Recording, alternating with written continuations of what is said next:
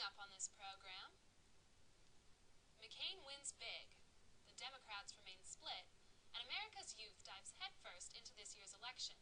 See how college students, especially at Emory, are participating in the campaign. The freshman 15 may no longer be students' only dietary concern. Find out how the Emory community is working to keep pesticides out of our food. All those stories and more on this edition of Emory News Now.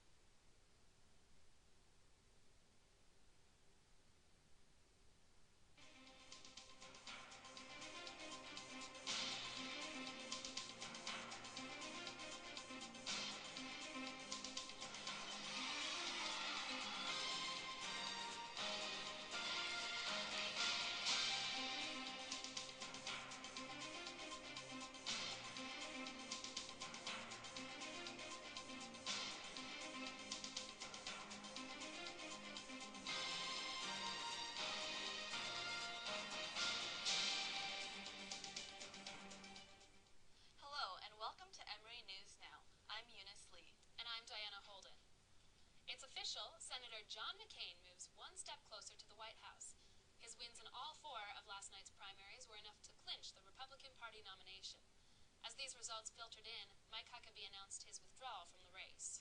On the Democratic side, Senator Hillary Clinton rebounded from a string of losses after securing crucial wins in Texas and Ohio. The race between Clinton and Senator Barack Obama remains neck and neck. While the election dominates national headlines, students at Emory are staking their claim in the candidates' platforms. Natalie Miller looks at students getting involved and spreading the word.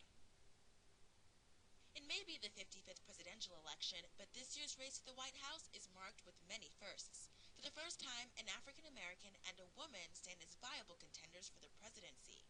But America's young adults are engaging in a first of their own, rushing the polls in record numbers. People are energized by the candidates. The Democratic field in particular has had, some interesting, novel, historic choices, and people have been mobilized and excited and energized. This student activism hasn't just ended at the polls. College-age students across the nation are now taking the lessons they've learned inside their classrooms. And now, well, they're taking it to the streets.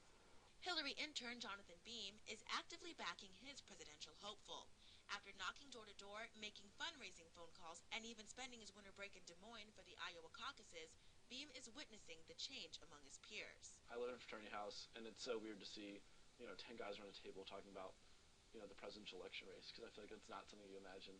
The 21-year-old believes students finally relate to today's political issues. I mean, look, we need health care, we need jobs. I mean, this is not like an abstract idea. It's something that's going to affect us for generations to come. So I think young people are finally understanding that and realizing that they need to be active and engaged in the political arena.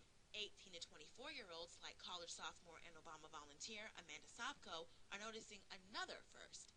Candidates are relating to students with new technology, such as MySpace and text messages. With Facebook and with candidates like Barack Obama speaking directly to the youth, it's like they're kind of tailoring it for us. It's nice to get that Facebook, that text message. You have a Facebook message from Senator Obama, and it's kind of cool. Political scientists say sites like mybarack.com, which fuse political campaign sites and social networks, intrigue younger constituents. The Obama campaign made a concerted effort to reach out to young voters and to recruit campaign workers and voters from college campuses, and it looks like it's paid off for him. With these kinds of innovative campaign tactics making such an impact, trends such as Facebook profiles for presidential candidates could be an iconic change that's here to stay, no matter who wins the White House. Natalie Miller, Emory News Now. And students will have plenty of political fodder to hold their interest as the race to the White House intensifies. We'll be keeping an eye on the election as it unfolds over the coming months.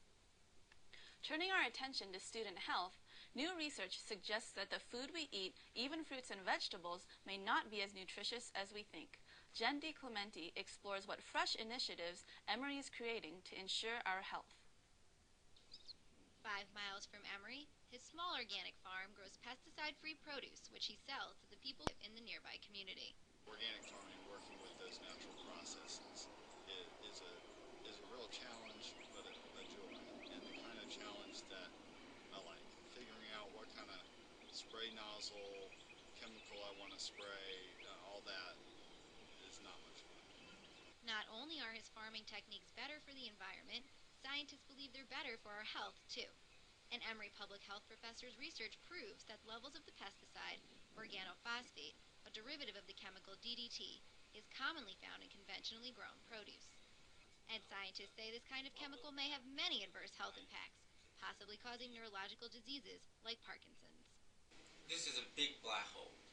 If you follow this whole medical or health science and research, we actually find a lot of neurological related disease, both in adults and kids, that we don't know what caused. Reducing exposure to pesticides fits into Emory's larger sustainability plans. With small gardens like these around Emory's campus, the Office of Sustainability hopes to raise awareness for locally grown and organic produce. Emory set a very aggressive goal, 75% local or sustainable food in our hospitals and cafeterias by 2015. That goal is really we're going to the moon in 4 years type of goal. And while researching that goal is still years away, fruits and vegetables from local farms are now available inside the duck. In the salad bar, there's a sign on, they had like zucchini and squash, and they say this is locally grown. So I always try to eat the stuff that's locally grown. As chair of the Sustainable Foods Committee, Professor Peggy Bartlett says eating organic and local food not only helps the environment, it also provides appetizing benefits. I think it'll be tastier too. I don't think we'll have to do it like, oh, I have to eat healthier food. I think we're going to find ourselves saying, wow, this is so much more fun than what I was eating before. For Parson, this new healthier approach to farming and eating promises not only increased business, but something more important as well. I think small organic farms, locally marketing is great for a community. And plus, you don't have to worry about being my neighbor and getting sprayed on. Jen DiClementi, Emory News Now. To see the sustainability initiatives in action, check out the gardens located next to Cox Hall and the depot. And Emory's sustainability efforts aren't just limited to food. March 1st marked the beginning of an energy reduction competition between prominent on-campus buildings such as the Duck and the Woodpeck. During the month-long contest, students and faculty are encouraged to make energy-friendly lifestyle changes, as simple as turning off a light. The competition mirrors a similar effort made in freshman dorms last October. That program proved successful as first-year students conserved enough energy to power an additional residence hall. The winning building will receive $1,000 to kickstart another sustainability project.